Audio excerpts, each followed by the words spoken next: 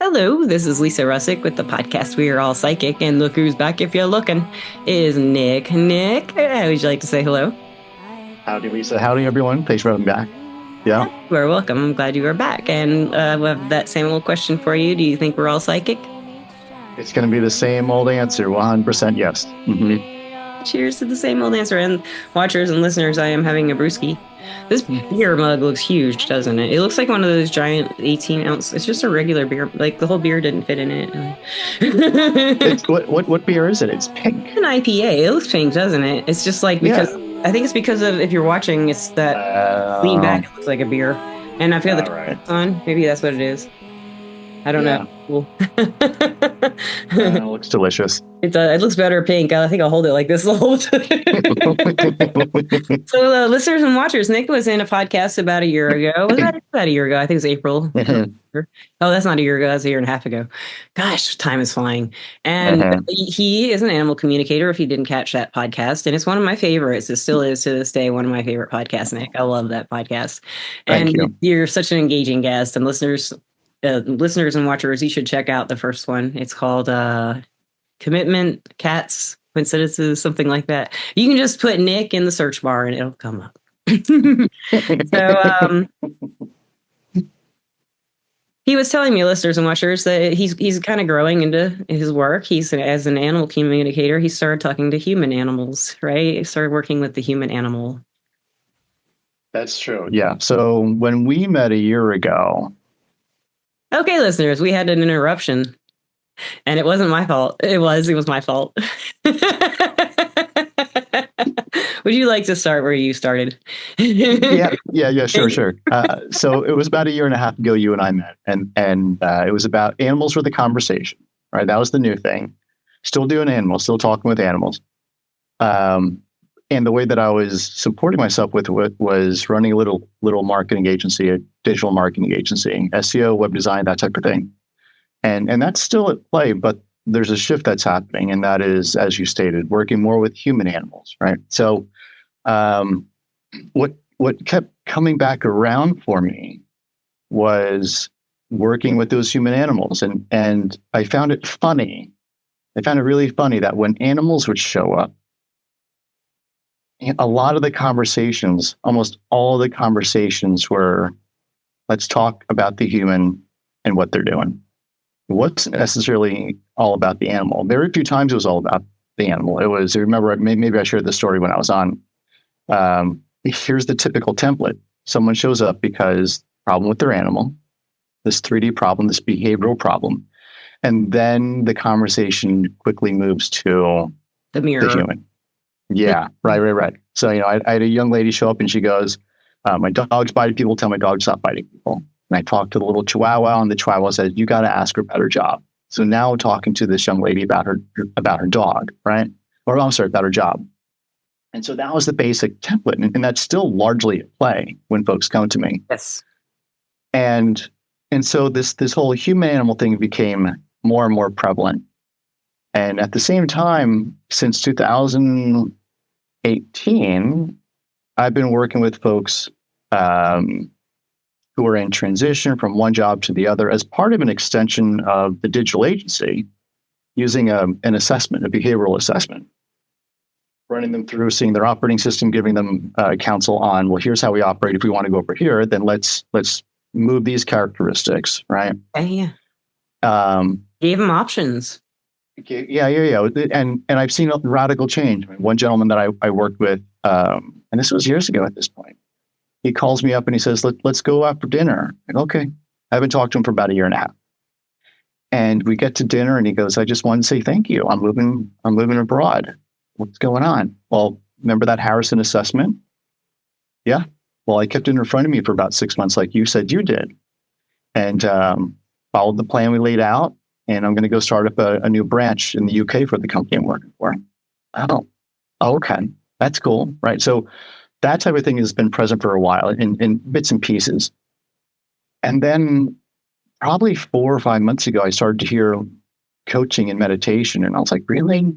How do you mean here? Like, what is that experience for you? Like, comes up over and over. I remember you saying things come up for you over and over. Yeah. What you hear and notice, kind of? For sure. Yeah. So this was just like hearing the word coaching. I'm like, what's going on? Like, what's What does that mean anyway? I've wondered that. For everyone, it's different, right? for coaching or for how you see it? Probably. Yeah. Yeah. Yeah. So I'm hearing the word and I'm like, really, I'm not quite sure if I want to do that. Like, I don't have a very good feel for the entire industry. Because it's sprinkled. It's sprinkled with folks who know what they're doing and other folks who don't. And I don't like that. Just didn't seem attractive to me. But then I kept hearing it, and then I went online and I'm looking for coaching programs, and I don't see anything that I really like. And then I started to just take a pause and I go, well, who have I worked with in my career? And I've been very lucky to have worked with the best folks in my career. So I decided, well, I'm going to go to Amazon and see who's the best here. Like, most likely they wrote a book. So let me go find someone. And I found this gentleman. His name is Doug. Yes, or I have a ghostwriter who did, probably. Yeah. Of course. Yeah. Well, Doug's book was written by Doug, and I find Doug online. I find his books. Yeah. And I'm like, I wonder if he does training. I'm really digging this. And Doug's off the planet. I find Doug's memorial page, but his training is alive and well in Asheville, in North Carolina. Okay. Yeah. Hey, I moved by the way. I'm in Nashville, Tennessee now. No, so not too far away. Yeah, that's what I was about to say. I'm right near there. That's cool. I'll have to come say it. So I signed up for the program, and you became it. Okay. Yeah, well, I'm in process of it. Yes.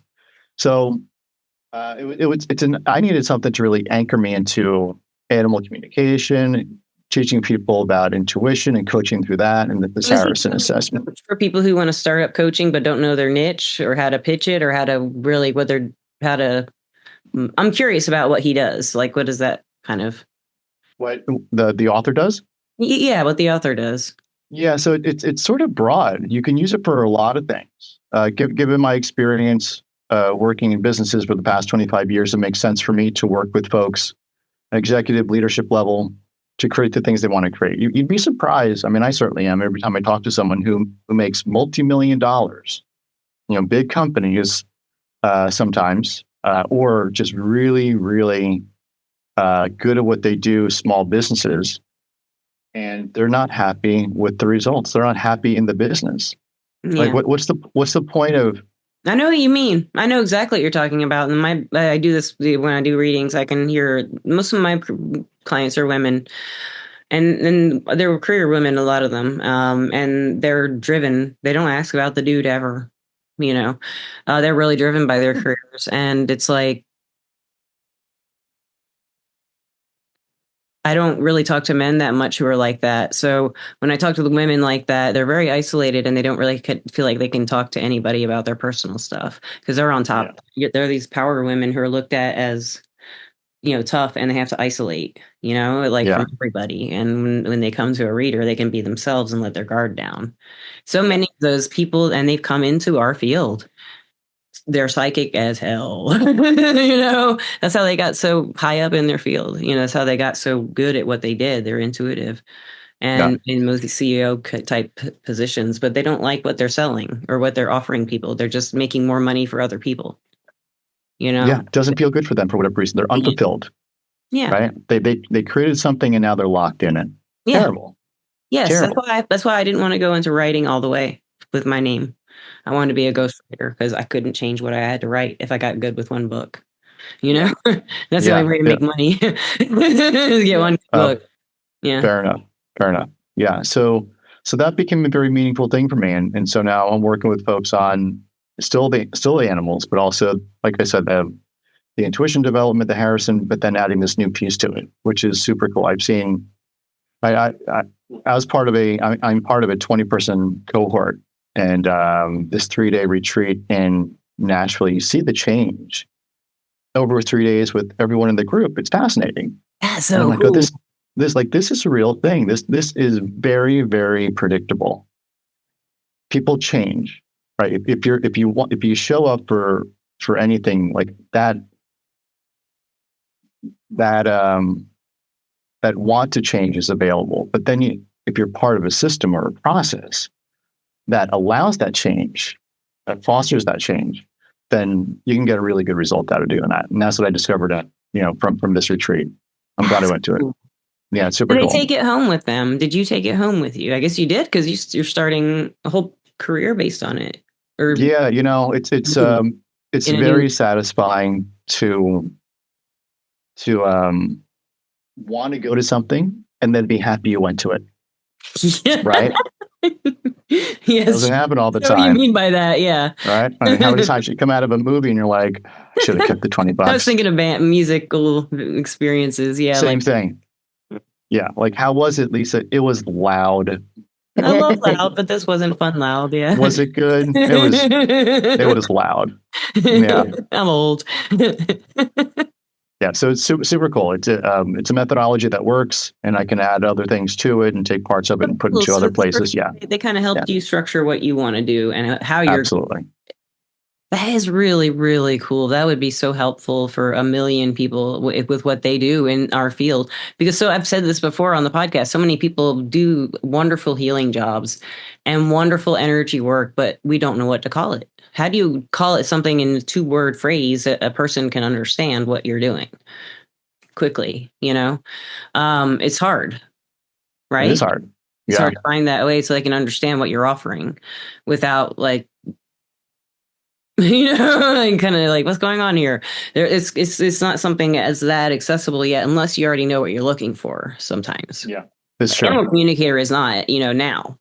Now, this is very interesting that you have changed into the human subject for me, because when Morgana passed away, I had a lot of animal experiences after my cat Morgana passed away. She became my spirit. I think I don't know if I talked about that first podcast with you. Yeah, I did. I think I did. And she's been here ever since. She died on the solstice in 2017, and she came that night. And she's been with me ever since. And she's an orange, fluffy cat, long-haired, orange female with orange eyes. If you might see her around, she has a little green tag she likes to show off. And she says she's around here, but she's wonderful.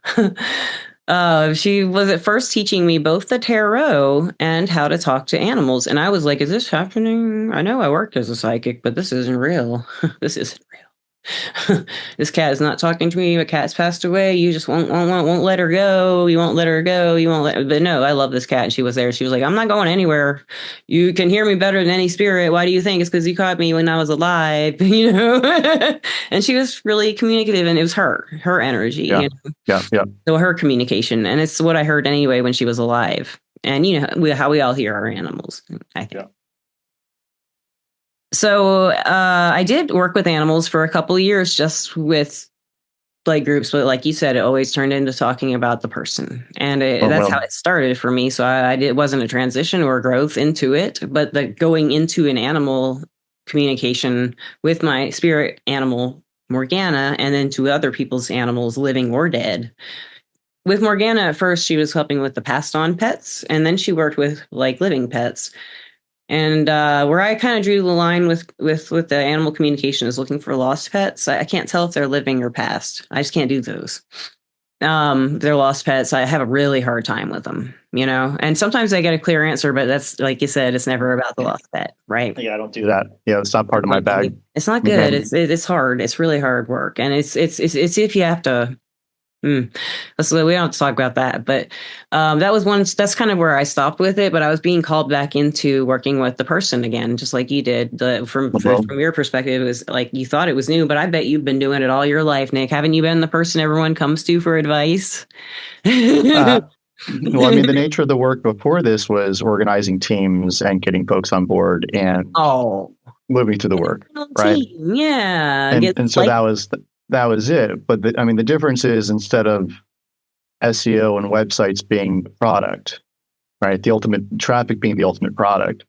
I'm the ultimate product in this case, right? Yeah. So whether it's animals or the Harrison or the coaching, whatever it may be, that's the big difference. So it's stepping out from behind the SEO results, stepping out from behind the expertise of that, and stepping forward in terms of let's you and I have a conversation. It's just going to be you and I, right? It's not this other thing that I use to distract, right, for myself. Yeah, that's really cool. So for the listeners and watchers, can you describe if they're interested in something like the meditation you're offering, you want to talk a little bit about that coming up? Yeah, it's an experiment. It's going to be 4 Mondays in October, starting the 6th. I think that's when it is. 7 a.m. PST. 30-minute meditation. We can give folks the link in the notes. Yeah, I'll put the link. Do you want to put the link? We don't want to put the link. You tell me how to do it. Of the meditation in the morning, 10 minutes before the podcast. I'll put the link on YouTube. And you can join it, and then I will disappear it. And you can let them in, or whoever shows up will be there. That's how we'll do it. Yeah, we can't. Okay. Well, we can post the link, but I'm afraid like people will just randomly be coming into your Zoom room. I'll have to delete. Yeah, no. So what it is, we can put a link on that has a form. People can give their first name, their last name, their email. Who's one of them? Okay, well, good. You explain it to them because I need it explained too. So yeah. Just give me your first name, your last name, your email, and then I will shoot you out the link to the meditation when the time comes. So guys, he's got that all ready for you. I didn't know that. Okay, well, it's already set. Great. Yeah, I'll put that definitely in the podcast description along with anything else you want in there. Great. Yeah, so please join. Like I said, it's an experiment. I'm going to do it for 4 weeks, see how I like it, see how other people like it. Yeah. But I like the idea of creating a community and making it based around meditation. It changes things. And whatever you're doing, talking to animals or people, or not talking to animals or not talking to people, it can make things better for you. You really can. And I'm really excited that you offered this to me. And I hope any of you listeners will join us. And I just have needed it personally, something like that, something focused that I can stay at home with. And I love it early in the morning to wake up. I meditate every morning anyway. I wouldn't call it meditating necessarily, maybe, but I think it is. I'm in a lot of pain when I wake up. So I lie down on the couch for about 2 hours and I just lie there and just I do Reiki usually and talk to my cats and kind of space out and think about what I'm going to do with the day. And I'll talk to my guides and I'll do some more Reiki, and it's just a really relaxing way to wake up and sip on coffee, and stuff. And about 2 hours after that, after I've woken up, then I can start getting dressed and stuff. So it's just perfect that you're doing it at the time that you're doing it at for me personally, because I can just wake up and then have my coffee and then start doing the meditation. So afterwards, all the pain will be gone, because it takes about 2 hours for the pain to be gone, and that'll be right when I'm about to get dressed. So you have no idea what good timing that is for me personally. Good. And listeners, what time is it? Again, it's at 7 a.m. PST. Okay, that's a specific time if you don't know. For 30 minutes. It's total of 30 minutes. Promise to be over at the end of 30. What are we expecting a little bit? Can you give us a little idea of what we might expect? Yeah, I've learned a couple different variations of meditation since 2017. And so what I like to show people is the items that I felt have been helpful for me. So when I went to the psychic, part of the conversation when we first met was I went to the psychic. She said, you're going to talk to animals. It's going to be easy for you. And I thought, well, the only reason it's going to be easy for me is because I've been doing something to make it easy. That was my thinking. And part of it was that meditation, this on and off meditation process. And since then, meditation's been more consistent because I'm looking for a consistent result. A lot about meditation, and yeah. It at least for me, if that goes out the window, then a lot of other things can go out the window. Yeah. So to have a consistent meditation, a daily practice, ideally, but it's once a week. Give it a shot. Yeah. Totally. Yeah. For 30 minutes in the morning, if you're up, like I just said, if it's timing is perfect anyway. And I don't know how many people listen, but if you're listening, he knows a million people, right? Don't you know? Somebody other than me, he knows a million people. At least a million people. Through Kevin Bacon, you've got to know at least 2 million. Yeah, so a half hour, folks will show up the first, we'll say 3 minutes, 5 minutes, just do a little bit of framing. We'll drop in at 5 minutes before. I'm making this up as we go along. I have not thought about it as well. That's awesome. I love it. You're going to nail it. 5 minutes before time's up, we'll bring everyone back together. And here's, I think, part of the lovely thing is people get to have experiences, right? But not everyone who has done this will have had an experience prior. So you come into this And folks are going to say, oh my goodness, here's my experience, or we'll see if that happens. But what that does is it normalizes the experience for everyone else. Yes. Right. I Because if you're love feeling that. stuff moving, but you're like, I can't say I'm feeling stuff moving. That sounds crazy. Well, congratulations. And someone else may go, so I felt things moving, or I Yes. saw something, or I heard something. And that's a conversation that doesn't quite get normalized. I would love that to be normalized. And it's starting to be more than it ever was. We can actually talk about it on a podcast, even. Yeah. A lot of people talk about it now on podcasts, even the Christian ones, it's not just for the woo-woos or any everyday people. That's right. The news lady's talking about her wellness, and I think it's great. She should. She works hard. Yeah. She really does. And I just think it's cool. I see it now more because I've been in this field for a very long time, and just that it is so open now. When I started this podcast, it was not this open, and that was 6 years ago. So it's been a huge change for me to see that, like, for you to do this meditation, I know you're going to have people, and you're going to have people be successful at learning what they came to your meditation to learn about themselves, or how to get back on track with. I think that's kind of like when I'm hearing is that's the two things you really like to help people with, getting back That's on right. track with themselves. Yeah. And Give people a quiet space for 30 whole minutes. I mean, we don't encourage that, right? So the least we can do for ourselves is Monday morning, 30 minutes. Yeah. Can we start there? See how it works? I think so. It is for us listeners and watchers. It isn't because someone said so or you think you should. It is a gift to yourself. You can do it if you want to. Is it something you can give yourself? It's great. Look at it, because it is so much fun to meditate. It's not like, woo, party. It's not the kind of party. It's the best feeling afterwards. I mean, your whole day is set up, is it not? Especially in a group meditation kind of thing. I'm really curious about that because I've never done it in the morning. Oh, it's super cool. Yeah. So the fun part of it is when you, and I work with folks like this with developing their intuition, right? So there's, when you're working with someone and the energy is moving with you and I, as an example, we have an experience together. We're creating this space, right? Now you throw 10 more bodies into that and you're creating a bigger space, right? Ideally, that's what's happening. We're open. We want right. We're aiming. And then you do that consistently. Right now, everyone is settling into this space and growing in this space. Yeah. So the experience on day one, ideally, should be very different on day 4.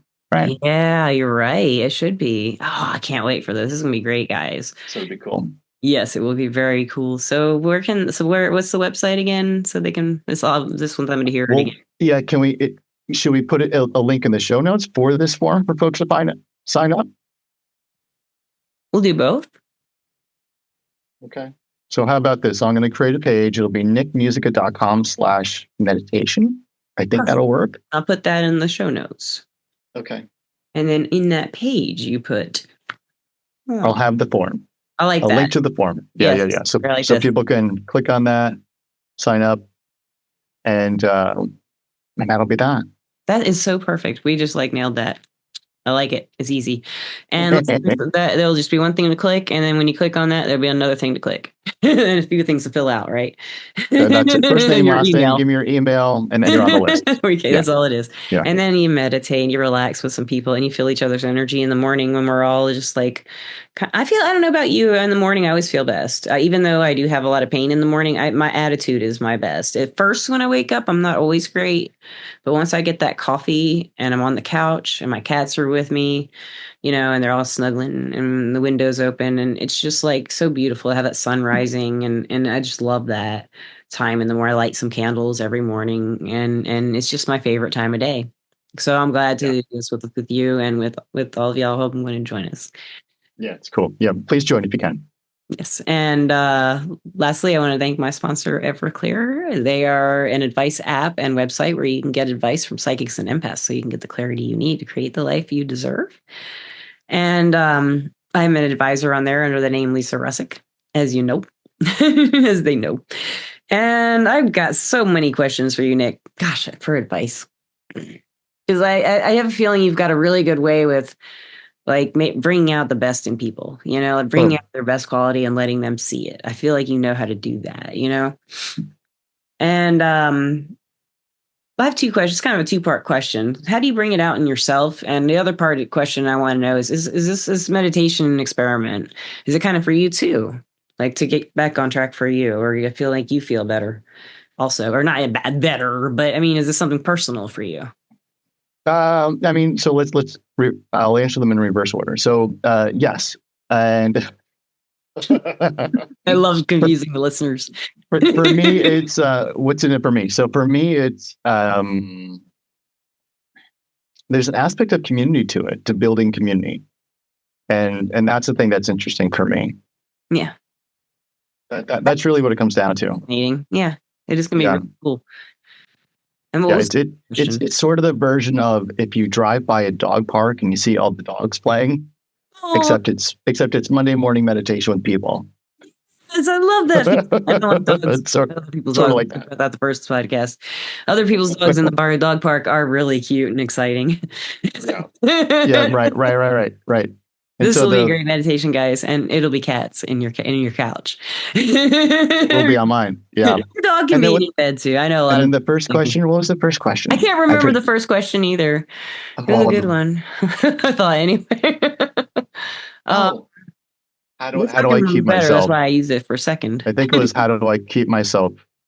Yes. How do you keep yourself like? I think it was optimistic, or was it? Keep yourself like motivated. I think it was basically what I was getting at. Yeah, the meditation in the morning is super helpful for me. And one of the pieces that I liked about the coaching aspect of things is, as I'm studying up on it, I got to the point where I thought, wait a minute. So about 80% of this work is you working on yourself. It's you treating yourself right. It's you eating well. It's you doing all the things you need to do to show up to be in service of the other person. Oh, okay. That sounds great, because you're holding yourself to a different standard in so many ways, activity-wise, eating-wise. Like everything has to be as best as it possibly can in order to show up and help someone else, right? Yeah. So that part was the last straw in terms of like, okay, so the decision is made. Let's go. Yeah, I like that. And I know you're helping people already. Like I said, I think you have all your life. And it's just a pair of shoes you're putting back on that you forgot you ever wore, maybe. It could be that. Yeah, thanks, Lisa. Little flip-flops from the pool. Save some drowning kids. I don't know. I bet you saved some drowning kids and dogs. I did once. Yeah. So, all right. Then I have one last question for you. I don't remember if I asked this in the first podcast, but do you love the listeners and the watchers? What is it? Do you love the listeners and the watchers? Which ones are we talking about? The listeners and the watchers of this podcast. Yes. Which ones are we talking? That was a little too open for me. Yeah, we should go through that list. That's a podcast in itself. I love it. Listeners and watchers, he loves you. And he wants you to come to his meditation. And I want you to, too. Hopefully we'll see you there. Thank you so much. Thank you, Lisa. Listeners, I love you, too. Peace out. Goodbye.